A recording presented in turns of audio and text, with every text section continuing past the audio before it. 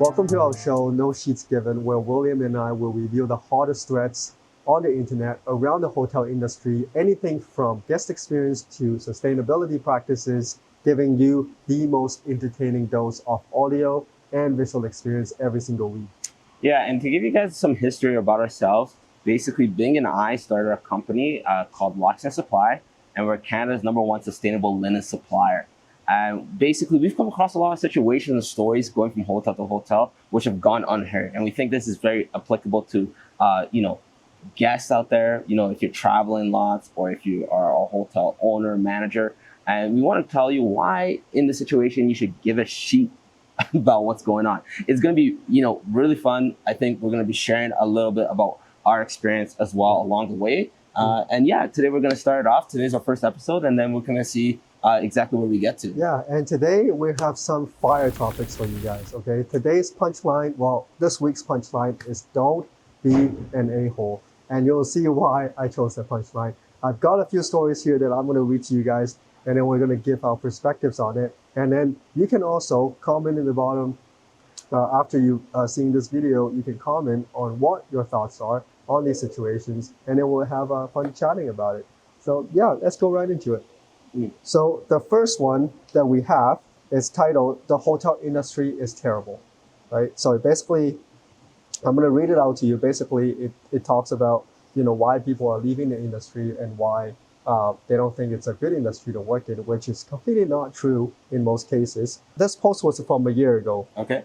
Right? So it starts off by saying, I have worked or been in management for multiple franchise hotels for a big brand for about 12 years.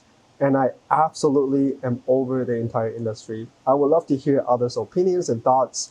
And it goes, the hotel industry will abuse its employees like nothing else. Management is always salaried and expected to work 10-plus-hour days. Truly for what? At one point, I was running a property for $36,000 a year. I think that's a USD. Oh, USD, yeah, so, that makes more sense. Comparatively, you can say give or take about 50K Canadian a year. Hourly staff is supposed to just put up with long hours because ownership won't make any changes to increase hourly wages to entice more staff to be hired. A lot of ownership companies think $13 an hour is fine for housekeeping. Truly insane. And I believe that's actually pretty low that for Canadian is pretty standards, low, yeah. And which we'll go deeper into that later. You get yelled at from the people you work for and the people you're supposed to be taking care of that are staying at the hotel. You cannot win in any sense. And don't get me started on how people have started to be since COVID. People are even more insane now. It's saying that owners do not want to put any money into properties that are absolutely falling apart and still expect them to get raving reviews and make budget. And if they don't, somehow it's your head on the chopping block. There are many quote-unquote leaders in a position that shouldn't be in due to their complete incompetence, which you have to make up for essentially. I have had so many people that were my leaders or leaders I have worked with that I had to show them how to do things or how things are supposed to be done, such as in my last position, I was a sales manager for 2 properties, and essentially they wanted me to be at the properties 7 days a week because the operation team could simply not handle anything.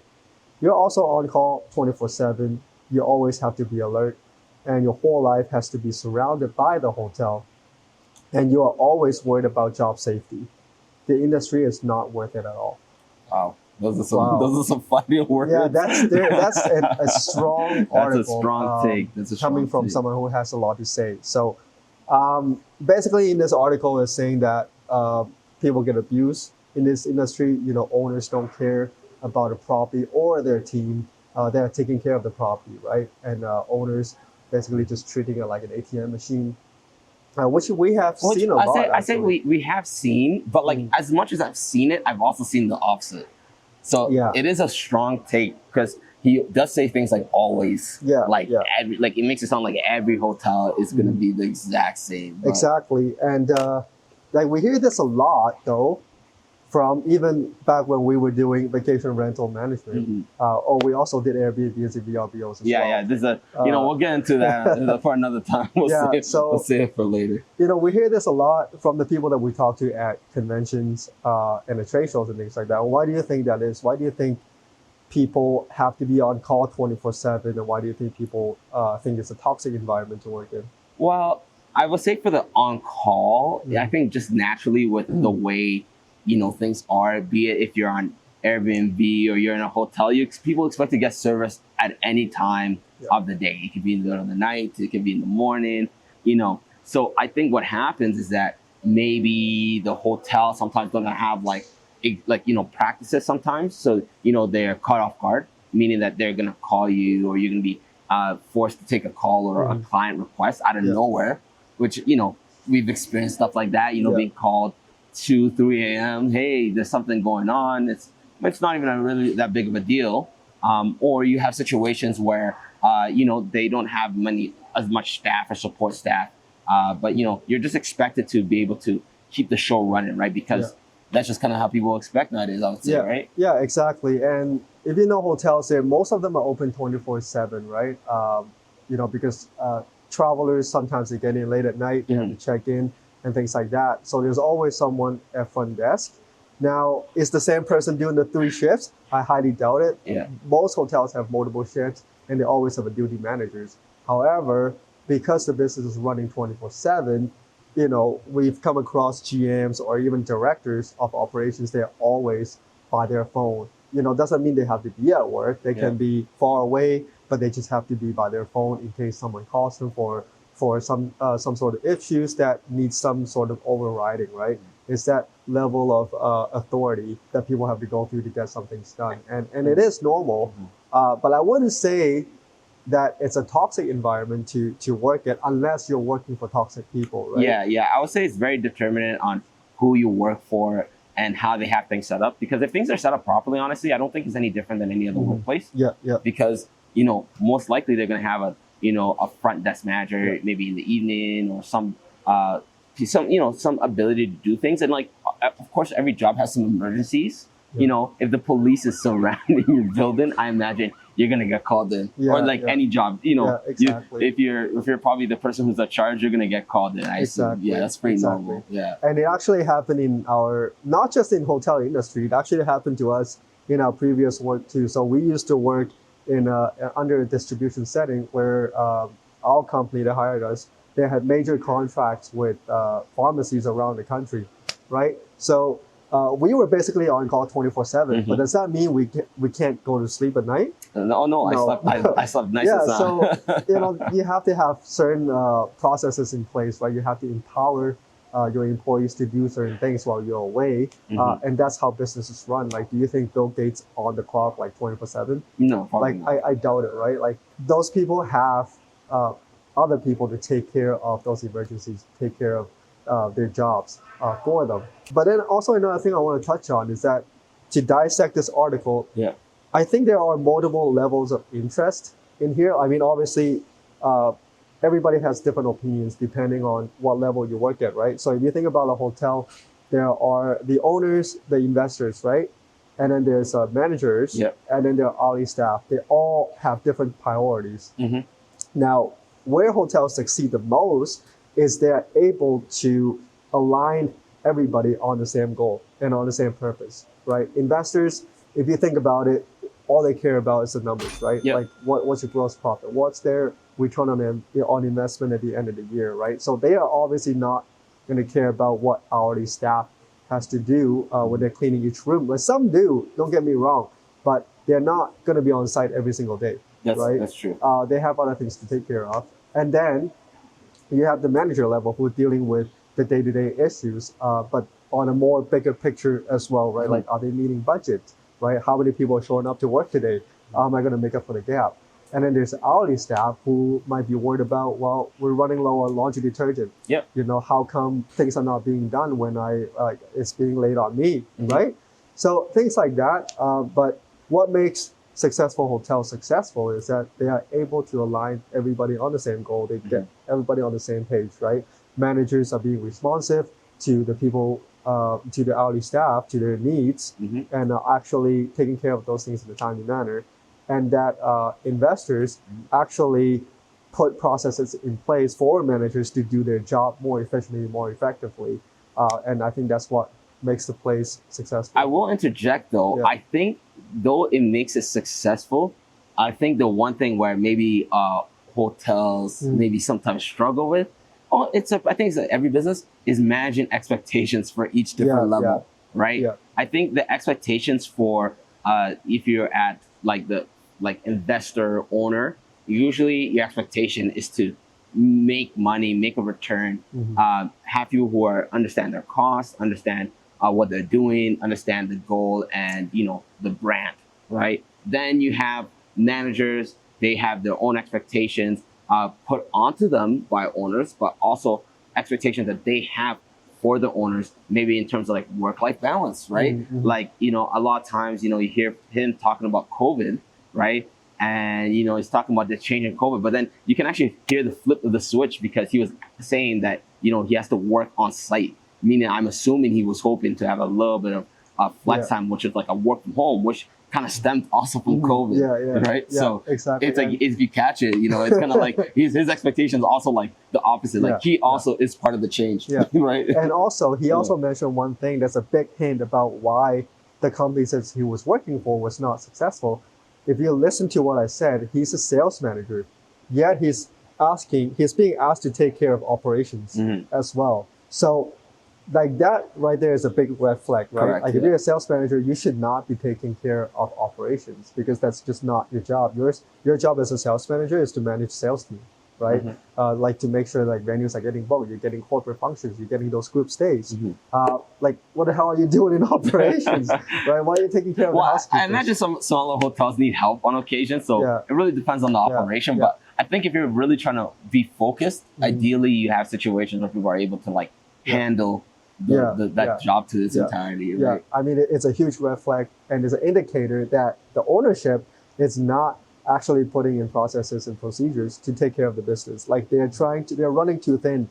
They should have an operations manager or a general manager to take care of the operation side aside from the sales, right? But yet here in this scenario, he's being asked to do both. Yeah, or even like really quick to add, they could have maybe even empowered a current employee, like a housekeeping manager or somebody to help out with some of his operational tasks or something like that, or a front desk manager. Exactly. So I guess there's lots of options, but it doesn't sound like they were taking it here. End of the story. Why should you give a shit about the situation, right? I think we just talked about the differentiation between a successful hotel and an unsuccessful hotel, right? You have to don't be an a-hole.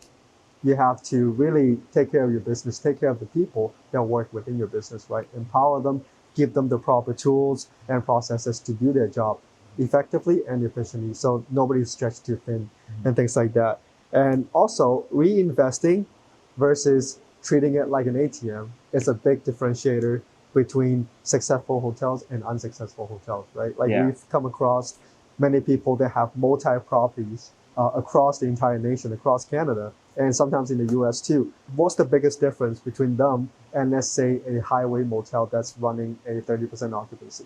Right? It's because they're constantly reinvesting into their business. Renovations, right? Renovating those hotels time after time, reinvesting in their labor, getting them training, on a constant basis, right? Showing them appreciations, right? Many hotels have employee appreciation days, not even like once a year, sometimes every single month, right? For hitting certain targets. So those are the things that you can implement into your business to keep everyone happy, to keep the business running. So and quickly to add, I would say also things like clear expectations. So people know exactly what to expect in their job role. And then also other ways that we saw that people have invested in their business, apart from like, doing renovations, is also just being connected, right? Being on the dial on what's going on in the trends. So being part of associations, doing things with the city. And I find that has helped a lot of places stay visible and stay on the move and be flexible, because with nowadays, Airbnb came, maybe it's going to go, maybe it stays wherever you are.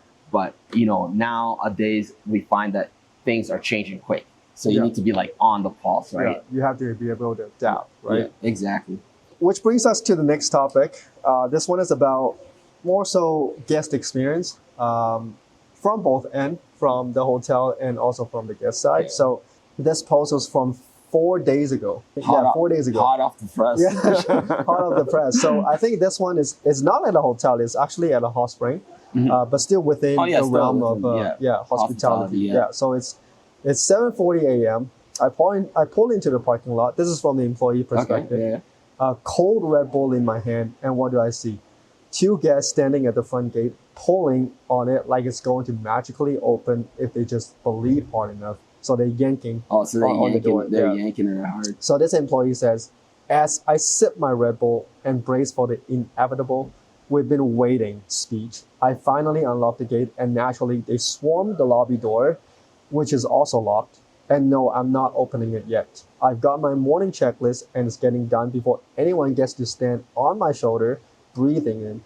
Can I ask you a question real quick? Energy at me. So this employee doesn't sound like they like their job much. Through the glass, I watch them tugging on the door like raccoons at a trash can. Well, you should never describe your guest that way, by the way. Raccoon. That's a huge red flag, but we'll get to it later. Yeah. While I calmly open the curtains and go about my business, eventually, they give up and sit at the patio tables. Another guest joins them, and boom, instant morning gossip circle. This guy's making a lot of assumptions. Yeah, he's making some crazy jumps. Yeah. No doubt complaining about the lazy girl inside refusing to open early. So I think it's a lady. Yeah. Finally, I finish my opening tasks, unlock the door, and even leave it slightly ajar. An obvious sign that I'm ready to for walk-ins. And what do? Keep scowling and chatting among themselves like they got all day. Cool. Works for me. And while they're busy clearing, one of our regular walk-ins strolled right in, signs in, picks their tub, and starts their process. Smooth, easy, polite. Naturally, this encourages the gossip circle. Karen number one storms up. Karen number one storms up. I'm not making this up. This is actually someone posted this. Karen number one storms up, ready for battle. Excuse me, we've been out here waiting, and it's not fair that they got to pick the first tub. And this lady says, ma'am, we've been open for 5 minutes. 5. And you've been talking outside instead of coming inside. So I look her dead in the eyes and said, it's first come, first served. How am I supposed to know you didn't want to just sit out there and chat? Wow. The guest ahead of you pick their tub, and you would do the same. 3 tubs are still open, you'll be fine. You'll be fine. That's a crazy take. Cue Karen number 2, backing up her friend like she's about to win this case in Hot Springs Court. Well, I just can't believe how rude you're being. They cut the line. And she said, no, ma'am, this isn't kindergarten. There is no line. There are tubs. You sign in, you pick one, you wait for it to fill, soak, and you leave. That's it. Not up for debate. Wow. Damn, that's bold. They both just kind of stared at me, dumbfounded that I dared to be so direct. But eventually, they shut up, pick the tub, sit down like everyone else. And the best part is, the third member of this little group, slightly sassy but less aggressive, declares that one of the tubs smells like pee, which, by the way, no. They are cleaned between every guest, and you're smelling sulfur. It's literally the point. After a quick tub swap, she was satisfied. She had her soak, and even leaves me a $20 tip. Meanwhile, the Karens soak in silence. And that, ladies and gentlemen, is why I sip my Red Bull slowly, because watching entitlement fizzle out in real time is the best part of my morning routine. Wow. Before you go into it, you know what?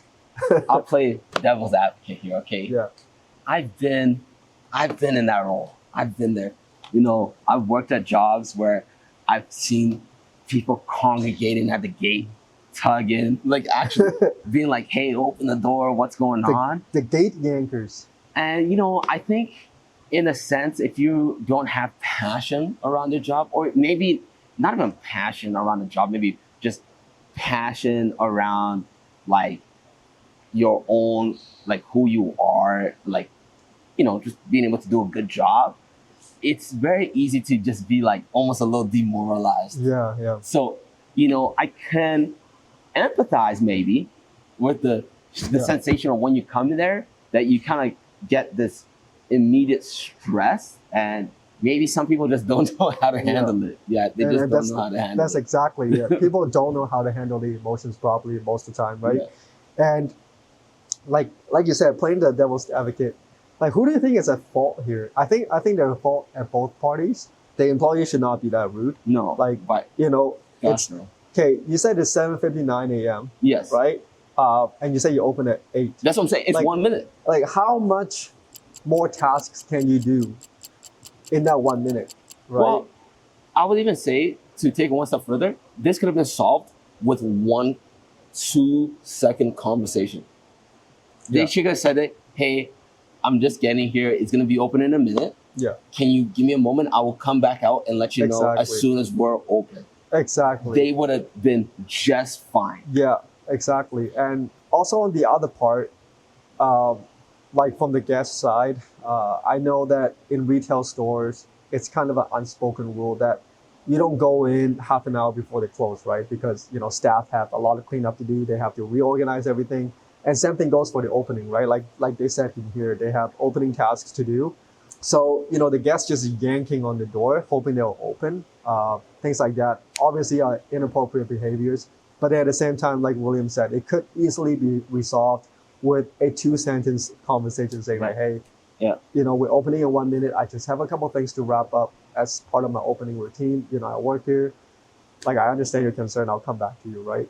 But yeah, My favorite part, though, I don't know if anyone else thinks like this. Okay, so let's think about this. Okay, It's not like I'm an investigator out here, but Yeah. to me, when I hear stories like that, I start thinking. So she got there 7:59, yeah, meaning she had to rush in because it's opening in 1 minute. yeah, yeah, Meaning she opened the gate, did not explain, just drove past. Okay. Then she said that they were opening the door and she just was sipping her Red Bull. So already the timeline don't match up because yeah. it's probably like 8:01 if we're being honest. And then she must have just walked in and not said anything Yeah, because they didn't have they had no idea, right? They were just waiting out there. yeah. Like, they didn't even know they were open, Yeah. So right? I would Like, assume, until yeah. the first person walks in, right? Exactly. And yeah, but even then, right? Like, okay, like they took the first one. Like, you being an employee, knowing that they were outside waiting for so long, wouldn't you feel the need to go and update them, be like, hey, we're finally open. Thank you for your patience. But instead, like, they just let them sit out there and chat, Yeah. right? Like, I understand that you like don't want to assume anything, right? But still, I mean, that's like doing your job at the bare minimum. Well, it's kind of crazy because okay, now to take away and put myself in the people coming there. I've also been in situations where I need to get somewhere right at the beginning open because I have things in my day. Yeah. Right. Sometimes appointments like this, especially if it's like by you might sign out a tub, but you have like a certain time limit, like 30 minutes or an hour, right, within the time window. So you need to kind of get in and get out. And when I go somewhere and I'm like, it's 5 or 6 or 7 minutes, or 10 minutes past open, I'm gonna be like, okay, what's going on? Or like, have you ever been somewhere and there's no one there, it's closed? You're like, hey, where is anybody, right? Like, usually you would expect, even if you are gonna get inside at 8, you should be able to drive your car through the gate. Yeah. Right? Like, Yeah. so like even some of those things, like where she's getting mad, like I'm just acting myself. If I got to a place and I know it's gonna open in a minute, I'm thinking, I don't want to be late. Maybe the gate I have to open it, especially for the first time, right? Yeah, exactly. Like, who knows? Maybe they've never been there before. Yeah, exactly. Right. And then there's also kind of a little bit out of context too. Like what is this outside, right? Like, are you talking about in Calgary in January where like it's blizzarding outside, right? Like -40? Who knows, right? Like, I'll be yanking the gate too, to be honest. It's a little bit out of context. We don't know what the entire that's true. situation was That's like, true. right? Maybe the employee's having a bad day. Maybe like they show up late for work. Maybe. Well, honestly, I'm no CSI, but it had to be 8:10, by a minimum 8:10. I've done jobs. It had to be 8:10 by the time that they opened. Like, there's just no way. You drive through the gate, you open the gate, you walk through them again, go through and open in blinds.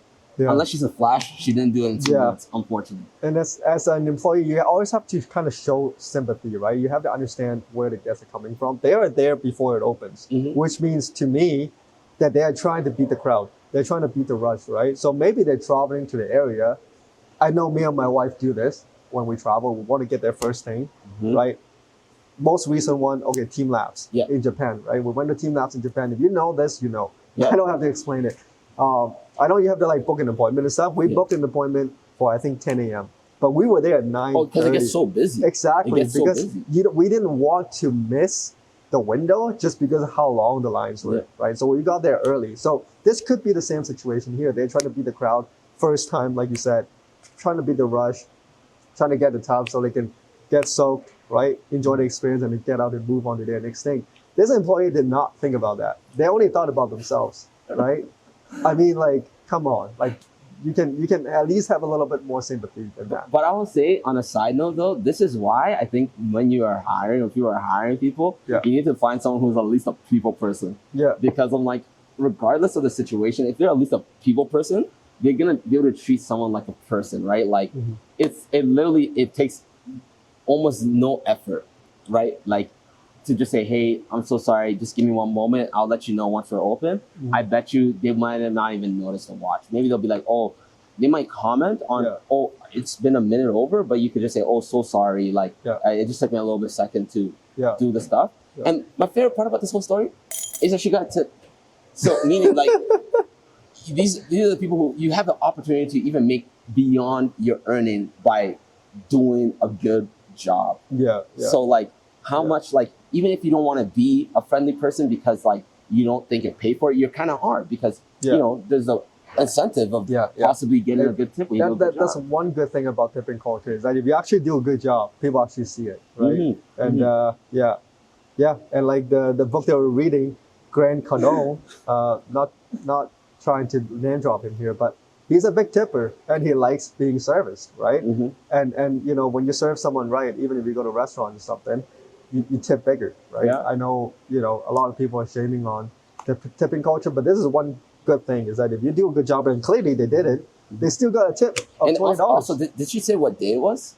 No, she didn't. Didn't say. No. But you know, if I'm being perceptive, also, if it was during a weekday, if these people are coming in early in the morning, it must be like a holiday or destination, right? Maybe you Yeah. have one regular, but it might be like a holiday Yeah. destination. If there's a lot of new people that she's never seen before, Exactly. and if that's the case, this is where people who have maybe the funds to maybe give you, money for your work that you do are coming. Exactly. So it's like, honestly, Yeah. she might have missed out on an Yeah. extra, what, maybe from those 2-3 clients from that, an extra $30, which is probably an hour's worth of work, probably double her hourly wage, Mhm, right? mhm, So, mhm. like, even from an employee perspective, I think there's a missed opportunity here, Exactly. right? And moral of the story is like, why should you give a shit, right? Moral of the story is don't fight fire with fire all Mhm. the time, right? Sometimes it's better to take a step back, show some sympathy, analyze the situation before you start even speaking, Exactly. right? Because a lot of times, communication is key. You just have to be able to understand the others in their own shoes. And then you take your emotions back. You control your emotions, analyze the situation, and then act appropriately. Yeah. It will resolve a lot of situations. It actually solves war times, like it solves like global issues if people can just communicate, Yeah. right? It actually solves wars, political issues a lot of the time. So Yeah. that's why should you give a shit, right? So I think that concludes our first episode. Yeah, first episode, it was just a quick tidbit. We're actually in not our usual spot. Sometimes we might change location, Yeah. but we actually have an office spot, so it might look a little different next Yeah. time. It's going through some construction. So, hope you enjoyed. Please follow us, give us a like and a share. We plan to post pretty frequently, ongoing. So we plan to kind of share more stories, maybe get some guest speakers eventually along the way, Yeah, right? Which Yeah. is going to be great. exactly. Yeah. And I hope you had just as much fun as William and I had making this. Like William said, we'll be coming out with new episodes every single week, giving you the most entertaining dose of audio and visual experience Yeah. On hotel industry updates, right? This will also give you a chance to kind of connect with us on a more personal level as well. Yeah, just to get to know us. Yeah, right? and we'll be sharing a lot about how we build our business. We'll be sharing stories from and progress on how we are building this business on our entrepreneurial journey, right? Yeah. So And I think we might even take them on occasion. If we're going on, we do a lot of traveling, sometimes to different hotels. So we might even take you along Yeah. on some of the travels, and then maybe do it and some of the lobbies or anything like that. Let you know Exactly. about some things that they say that they're doing good, Mhm. right? Because it's Yeah. always good to learn, right? Find out new things, what people are doing. So Mhm. yeah, that's some other things I think you can expect from us. Yeah. Yeah. Just stay tuned. I'll see you next time. All right, see you guys.